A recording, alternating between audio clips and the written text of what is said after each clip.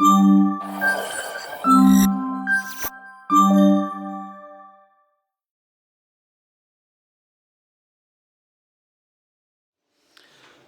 we started with the concept of local KDC and then quickly realized that this is not about KDC running locally. It's about being able to unify all your authentication using the same principles locally or in the enterprise domain environment. It doesn't matter. And we started looking how to do that. And obviously we did it this way by combining our forces. So the core part here is that we actually lurk on multiple projects and see pain or introduce pain to multiple projects. So I work on Samba for more than 2 decades, on free APA for almost 15 years, and I do contribute to Kerberos for a decade in various forms, and Andreas does about the same stuff. Yeah, my name is Andreas Schneider. I'm one of the Samba maintainers at Red Hat. I am also a Samba core team member since 2010, also quite a while. And I'm also working actively on MIT Kerberos, especially in combination with Samba when things are missing what we are needing in the project. Yeah. So local authentication hub is how we call all of these projects, or a set of projects, because this is quickly kind of creating new projects out of necessity across the ecosystem. So this local authentication hub is basically taking the MIT Kerberos implementation of Kerberos Key Distribution Center, so KDC, that's where local KDC comes from.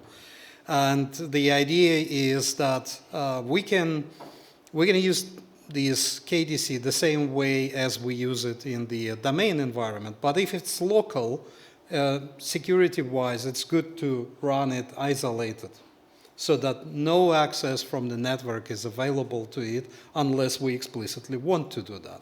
And the normal way of doing it in the POSIX environment is running over a Unix domain socket and then exposing it somehow. So we run it on demand, because in the typical environment you have a dozen users, maybe even one user on a workstation, right? So you don't want to have a daemon running all the time. This daemon will be started on demand through socket activation and shut down when it's not needed.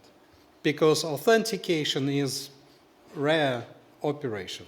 Authorization is probably taking more time than authentication.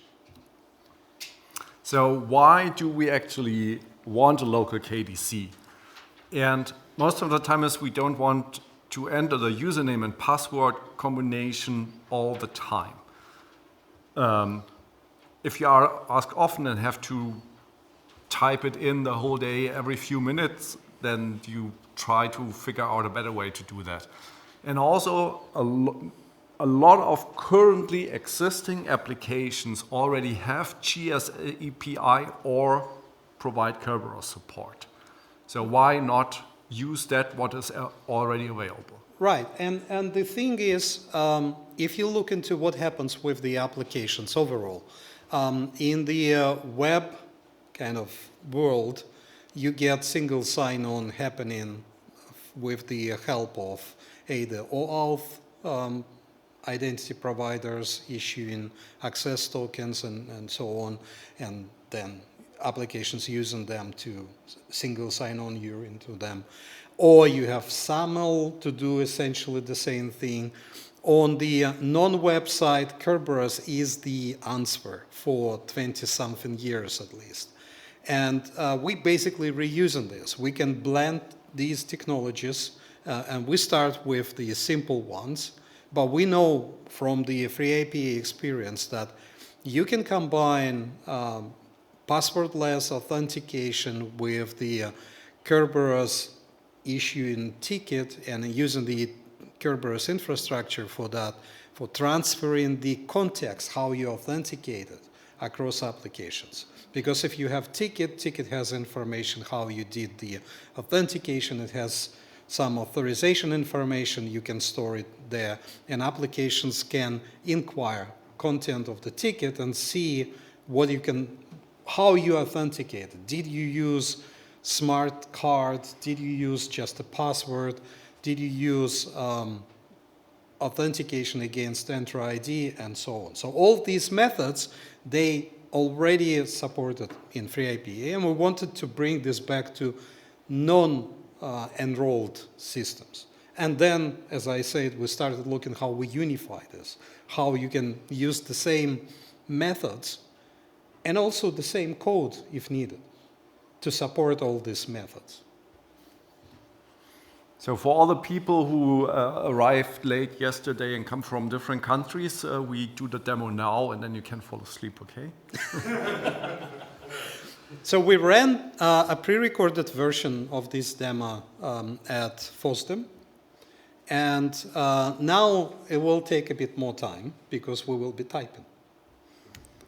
So this is a container on one of the machines. There are two machines here. Do I have host name? This machine is called AB, local KDC test. The other machine is called ASN, local KDC test. They are exactly the same. They run local KDC and they run Samba that is configured to use Kerberos tickets. So what we have here is I start with the SSH into the test user on this machine. So let me. And we currently use just a password authentication, right? Nothing different. So this is this system is using SSSD to handle the identity resolution and authentication through PAM stack, and SSSD is configured to use local KDC as the Kerberos source. So we get the ticket from this local KDC. The ticket was issued right now. You see a time, is it 12:13? I don't know. Okay, this is the UTC time. So my time is 1 hour ahead of local time, but the time in the ticket you see is the UTC time because these containers don't have the local time zone configured. Okay, so we have this ticket. So the system is actually configured to allow Kerberos authentication into sudo. And you can see that this user can access all commands over sudo if it provides the password. But I didn't provide a password. I just pressed enter. And this is because I have a Kerberos ticket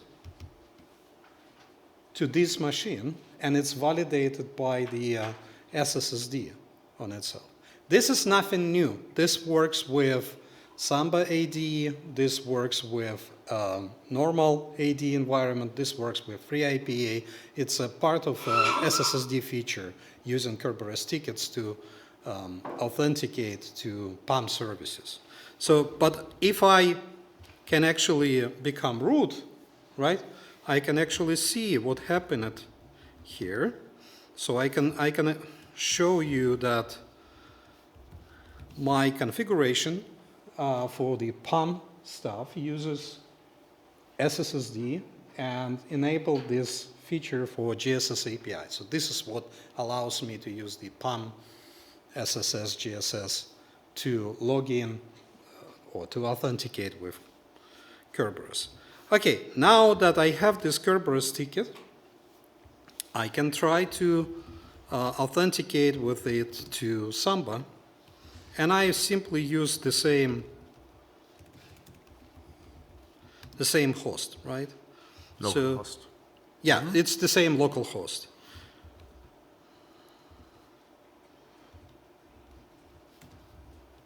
So I will use the Kerberos C cache. here, the one that we have here, the KCM. I just need to specify that I'm using KCM because this is credential cache collection. The ticket from this collection will be taken on. So I'm authenticating to local Samba, and you can see that I actually got the ticket from this local one. So far, so good. So let me destroy this ticket. I don't have any ticket, right? And let me repeat the same, and I obviously will fail because I don't have any ticket. Let me use this test user, and right now there is a kind of, I have to specify the password on the command line to get through some problems with the command line parsing in Samba. So if I do this, I authenticate it as this user with this password, but now I actually save the Kerberos ticket I obtained as a part of this authentication. So here we have a Kerberos ticket obtained from communication with this local key, local Samba and local KDC. Let me get back to the root, and I can actually see this local KDC thing. So what is this local KDC? A local KDC is actually a system service running on this machine, but you can see that it's triggered by a local KDC socket. So that's a feature of systemd, which is called socket activation. So systemd will listen on that socket, and as soon as it sees a connection coming in, it will start our local KDC, and the local KDC will listen or take over the connection, which is a Unix domain socket. In this yes, card. And you can see that this process that started it has actually exited. So it's running on demand, it's shutting itself down when it's not needed. Okay, so now we exercised all of this on the local system.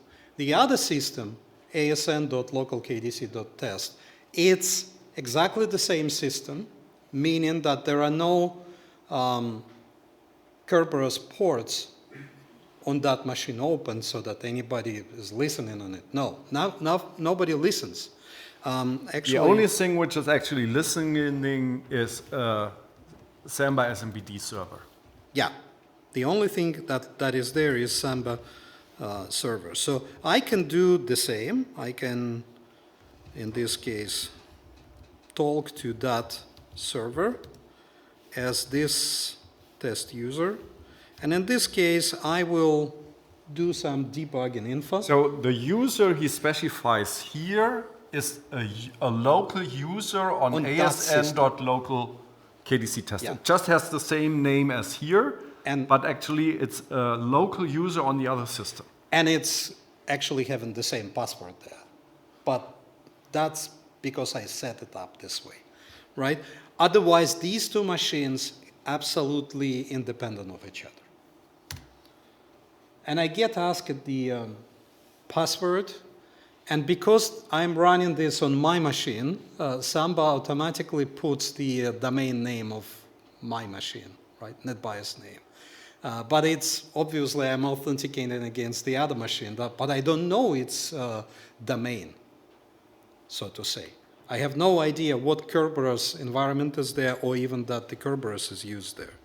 So let's enter this password, and we authenticated there, right?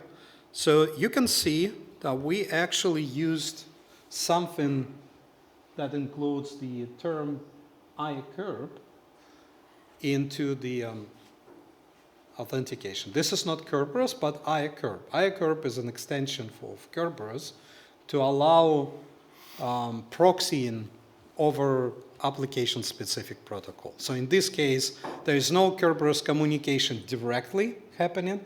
Instead, it's using SMB protocol to proxy through, to reach the Kerberos infrastructure on the server side, which might be another KDC from the domain environment.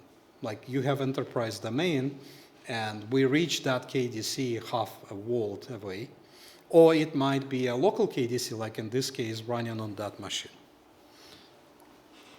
So I still have my Kerberos ticket stored here. It's not touched, but let me. So we authenticated against or we are authenticated through the SMBD, but we got from the local KDC on the machine a ticket granting ticket, and we put that granting ticket in our Zcash. So the next time this is what I'm doing right now. Then we do not have to enter. We do not have to enter the password again. Yeah. So let me do this one, and now I have a ticket. But if you look at the actual principal and all the realms in the output, they are not ab.localkdc.test. They are from asn.localkdc.test. So on my machine, this is again AB. I have access to the local KDC from that system, even though I have no direct access to that KDC. Yeah. Where we are, we have two independent machines living their own life.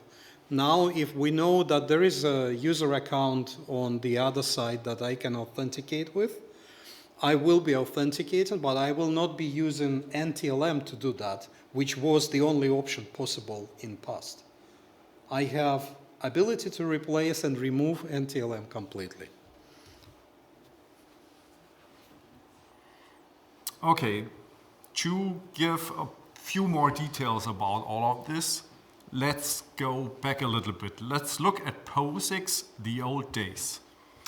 So local POSIX accounts are normally defined in etc passwd, and they are password-based. Services like OpenSSH, for example, make use of it through the PAM stack to authenticate users, but they provided SSH keys to improve the security and also make it simpler. That, again, when we go, if you think of a few slides back, that you do not have to enter your username and password all the time. So all of this works totally well for home users and home networks, but it doesn't work well for really large enterprises. And managing thousands of those accounts is kind of tough. Storing them on every single machine is tough. So we have centralized systems effectively. Active Directory, Samba, AD, FreeIPA, they all provide these facilities to centralize identities. They also centralize authentication. And in this case, imagine that, I essentially specifically created the same username on both machines in etc passwd, just for the sake of demo. But I could have had this identity derived or brought from some other centralized place, right? For example, like David did with the Enter ID, I could have brought it from there. I could have brought the authentication from there.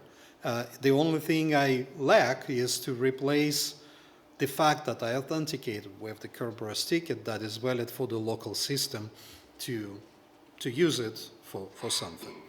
And this centralized authentication, it really helps to kind of handle all these different scenarios in an easy way, simply because you have Kerberos in one, that allows you to translate this information or transfer this information across multiple applications. this is really where we are. And people take it for granted. With web stuff, they simply don't know that in the OAuth, they effectively repeated what was done in Kerberos. On the standalone systems, we kind of lack this, but as you saw in the demo, we effectively bringing these back, right? The unifying the approach, how you handle multiple machines with a single machine. Yeah, let's take a look at NTLM CREB. So NTLM is the new technology LAN manager, and it is Microsoft Challenge Response Authentication Protocol. That's where the CREB is coming from. Why they choose that name, we don't know. Yeah, so the NT-LAN manager, NTLM, which is documented in MS NLMP, is a family of security protocol. It is also a really handy tool to hack into your environment. And more than 30 years of experience, so it is really old. The first revision dates back centuries, probably, but this is still in use. So why is NTLM so sticky? It doesn't require a local network connection to the domain controller. It is the only protocol supported when using local accounts right now in Samba and also in Windows. And it works also when you don't really know the targets, what the target server is. So remember, three things like this. You don't need you don't need access to domain controller to have NTLM, because you can, both sides, client and server, can calculate the challenge response in the NTLM CREB. It's the only protocol supported for local accounts is because there's nothing else until we got the localkdc working. And it works when you don't know the target server, because you get this information exchanged between server and client, and they agree on itself. While Kerberos needs a client to know what is the realm we are part of, how to find KDC to ask for a service ticket, and so on. So to solve this problem, and this is why it's sticky, is that there are so many deployment hurdles. If you want to replace NTLM with something else, people just don't bother. They happily help hackers to hack into their environment by leaving NTLM enabled instead of replacing it. Like David said, for some companies, it's more important that it is easy than secure. Yeah. Yeah, if we come back now to 2023, Microsoft, so already early in 2010, Microsoft stopped using NTLM, but well, it doesn't go away, and there is a flawless working fallback if Kerberos doesn't work. And there are some customers who actually don't recognize that Kerberos isn't working. They have a broken DNS. Kerberos doesn't work. It falls back to an NTLM. So the users don't have any problem. Sometimes they find out because the load of their domain controllers is going up, and they wonder why is there so much load on this domain controller, and then they figure out everyone is using NTLM. So 2 years ago, Microsoft finally announced, this was discussed like starting in 2019, 2021, how we really should get Kerberos to replace NTLM. We really should stop doing NTLM completely, and so on. And they made public announcement that it will be Kerberos. There's nothing else. NTLM is going away, replaced by Kerberos. But how? Actually, going into future requires you to go back into the past and then back into the future. The funny thing is, while we know how future will look like, we probably showing you the future today, as Microsoft was showing at the SambaXP last year, the same kind of demos, but they still haven't released this even Windows Insiders. It's not available there. It's hard because there are so many use cases where this fallback to NTLM happens that testing and finding them takes time. So it's a bit easier on the Samba side because we probably don't have so many use cases covered. If we switch to Kerberos, we switch to Kerberos, and that's what we do. But for Microsoft, and not only Microsoft, the whole ecosystem of applications built for Windows and compatible with Windows, fallback to NTLM was a natural thing. So it's really hard to get rid of it. But if we really want to get rid of it, just a question, do you expect any intro issues once they release their IAKerb implementation? You know? I don't know. Yeah, I mean, all we can guess is that they implemented the latest draft of the RFC. Yeah. So we will come to the point, but I have confirmation, public confirmation, that they are still working on edge cases and keep finding the edge cases. Yeah. So the IAKerb actually is very old thing. It started as an experiment in 1997 by MIT folks. They want to have the proxy mechanism that get ability to have a client not having access to the third party, the key distribution center, only having access to the server it needs to talk to. So normally in a Kerberos environment, you have a direct line of sight to the KDC. But in modern days, often you don't have that. You are somewhere in the internet and your KDC is inside of the network of your company. But you have an application server which is facing the internet. And if you want to talk to this KDC, one way is proxying the traffic through IAKerb. So you talk to the application server and use the connection to the application server. It could be Samba, like here we used SMB, but all the Kerberos traffic was proxied through the SMB connection. So what we got here in 1997 was actually implemented in 2007. That's at the point where folks on the MIT side got things working, and Apple took that part and implemented a service called Back to My Mac to allow people with their Mac access files on their other Mac which is staying at home and they are traveling somewhere. This used a combination of, where it was, it's a bit later I guess, it was a combination of IAKerb plus VPN kind of, and a service in the cloud that allowed you to get this sort of mapping. Where we are, this IAKerb thing existed for at least 10 years. Since 2013 or so, it existed in MIT Kerberos implementation. It existed in the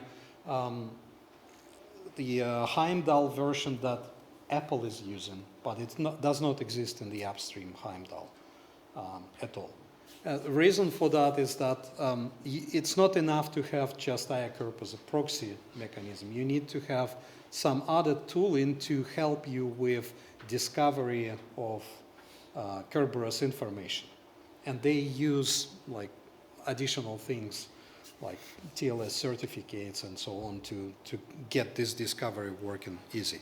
But in 2023, Microsoft sent updates to the IAKerb specification that kind of settled down the current state. So there is a draft specification that is now implemented by MIT Kerberos and Windows, even though we cannot really test what's on Windows side with this.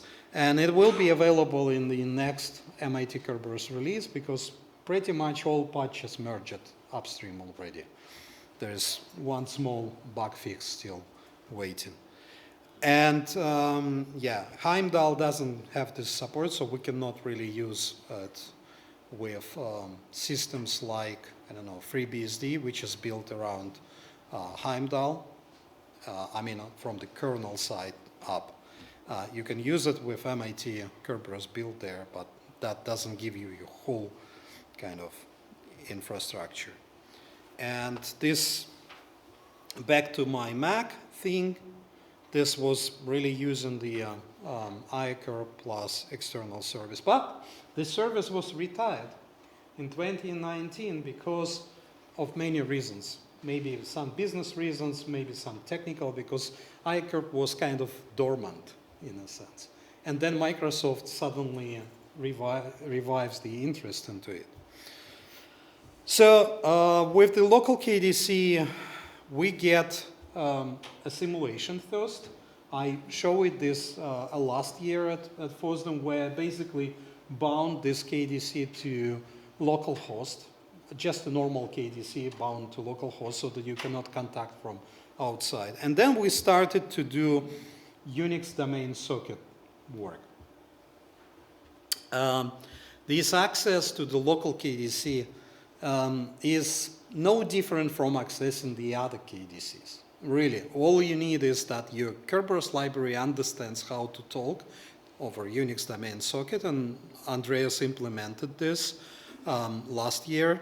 And then, obviously, your KDC needs to accept the incoming requests over Unix domain socket.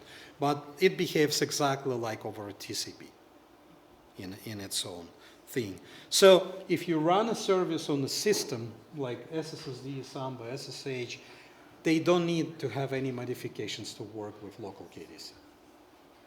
They work as it is. There are some maybe nuances if they expect too much things, but as long as they use kind of default configurations, everything works. Or IAKerb is a proxy, so if you enable IAKerb, you get access to whatever is accessible by the server. And if the server has access to local KDC, we get, by extension, access to the thing. Yeah, so if GSS API is already supported by the application, then locally it's totally transparent. It just works. You drop a configuration file for it, and locally you can do in kinit, everything works. For the proxy mechanism to work through an application, all you need to do is just add a special OID for IAKerb to be working, and maybe you need a few changes in the GSS API code, then that relevant discovery, automatic relevant discovery is working. So we have some changes for Samba to do this, but these changes mostly cover the realm discovery, because we had this working pretty much on the day one. That if you know a Kerberos realm of the remote server, you can specify it explicitly and you can authenticate through it. But if you don't want to specify domain, because you as user don't know, all you know is the username that you can specify there, then we need to do this discovery. And that discovery thing happened to take a lot of time. Because really use cases where IAKerb was designed, they didn't take an SMB protocol into account. They didn't really look beyond Kerberos infrastructure being in place and people knowing that this is the realm that should be there, KDC should be accessible and configured, and so on. And I mean, it's awkward, and this is why probably Apple spent some time on making the whole service and hosted service. This Back to My Mac was a hosted service that enabled all these discovery things through a third party. So what we wanted to do is really do this discovery without any third party. And this is actually documented in the IAKerb spec, that you can send a special packet that triggers this kind of discovery, and the server side of IAKerb mechanism just fills in details on the realm that could be used. When Yeah. you say they didn't take into account SMB, it means that the client and server have not agreed on the source of truth? They have to agree on. They have to agree, but Yeah. they don't necessarily. So it's not an SMB issue, it's a deployment issue. Yeah, it's for the client deployment and issue. server. The problem comes, like, it is especially highlighted by the fact that we are trying to replace deceptively easy to use NTLM with something that looks like an overcomplicated deployment thing. Right. So we have to spend additional extra steps to simplify the deployment. And this is what took most of the work here. And I suspect this is exactly what happens on the Microsoft side right now, finding out these edge cases where deceptively easy interface kicks you back. I use the NetBIOS name instead of a domain name or whatever. But I don't want to know NetBIOS name. All I know is the machine host name, Yeah, right? Where I talk to. As the KDC understands it. Yeah. Right. yeah. So in the reality, I need to know how to map internally, how to have aliases of the host names to internal names, so that that's the nightmare, so that my services can work with these stable kind of names while the input is wild and unstable. And the user doesn't care. Exactly. That's the point. Yes. Yeah. And another question, is there also kind of a generic KDC proxy protocol? And if so, why is that not So with Kerberos, the question is there a generic proxy protocol? With Kerberos, there are 3 proxy protocols already. IAKerb is getting rid out of third party to do the proxy. It's only a client and a server behaves as a proxy without having a third party to be a proxy. This is really solving a problem in a home environment where you don't have that proxy there. For example, in Fedora community, all Fedora contributors use KDC proxy provided by FreeIPA to get access to their build systems. We already use that one, but we don't use the IAKerb there yet. Yeah, so the project we created, which provides all the bits to make that working, we called it Kerberos, because probably all of this is just a fun fair with tickets, right? Kerberos is, I think, German fundraising or charity event, effectively. Kerberos may refer to Kerberos, also known as, Yes. Wikipedia has plenty. Yeah, so we configure a separate KDC in Kerberos local KDC, all the configuration goes there. We have helper scripts like local KDC kadmin, which wraps around kadmin.local. Then we added scripts for easier user management, so you have a local KDC user add if you want to add a user. And also it relies on CertMonger for PK init certificates, but that is something for the future. We have some ideas what to do with that. Yeah, so we enabled PKI init because you can immediately get the smart cards working out of it, but also because for the passwordless methods, you need to have something to wrap the passwordless communication with, and that's typically can be done with anonymous PKI init. So out of the box, we have enablement for passwordless methods, like against Radius backend, for example. We don't have that yet. We have it in FreeIPA, but we haven't ported it here. And you can try that. Yeah, we have a Fedora Copper repository for quick demoing, testing, prototyping. Important, you need to turn off SE Linux. The rules are not ready yet. I forgot to add the link here. It's ASN/localkdc on Copper. So in MIT Kerberos, what we did lately in order to get the local KDC working was improve the IAKerb support.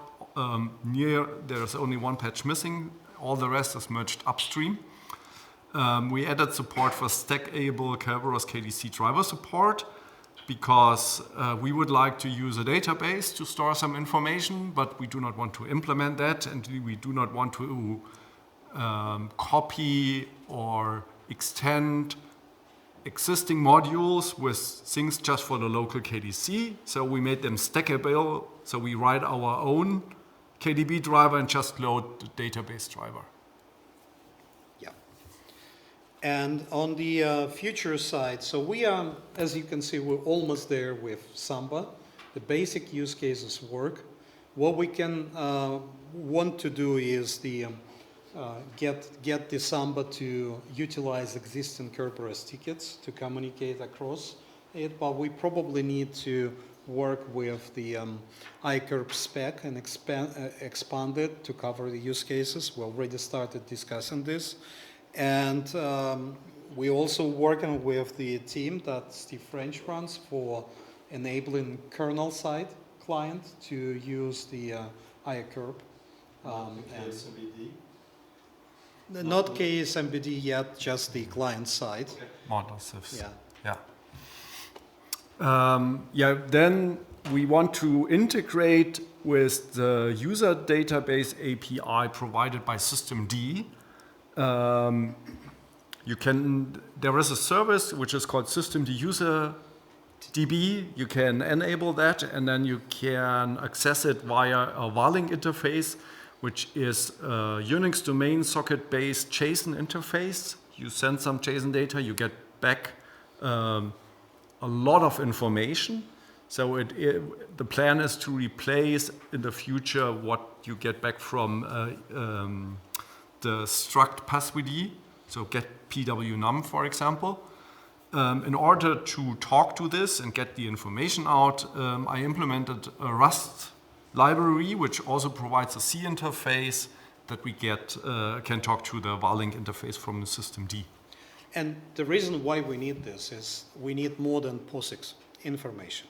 So for Samba to take use of Kerberos ticket, it needs to get this authorization data that's stored in a structure called PAC, Privilege Access Certificate, right? And that one contains seeds that you're a member of for the groups, contains a lot of different information. It can be extended and so on. In order to provide this in the local KDC case, we have to know this context. And if this information is not stored in the Kerberos database, and it's typically not stored there, we need to get it from somewhere. So if we have Samba running on the same machine, from Winbind, we could pick up this information if Winbind picks it up from its own database. Or maybe we can store it globally in UserDB with kind of overrides for each user, and then consume it in Winbind, consume it in the local KDC, and eventually maybe use the same mechanism to generate this pack everywhere. So Winbind, in the meantime, has support for providing a Warlink interface to get that information. It needs to be extended, but all the basics are there. Yeah. The passwordless part, we know that it works because FreeAPA uses this for about 10 years now. The MIT was extended to authenticate against remote radio server. One of these remote radio servers is Unix domain socket activated daemon in IPA that instead of looking into the radios, it looks in different sources. It can authenticate against LDAP, against radios, against Entra ID or any other OAuth 2 identity provider. It can pick up FIDO2 passkeys from the LDAP source, and if we replace that LDAP source with UserDB varling interface pickup, we can pick up them for the local KDC. So we kind of gradually building up upon existing infrastructure, reusing it and remixing. That's the whole point. And that's why it's local authentication hub with kind of unified authentication approach. And then, yes, game will be over.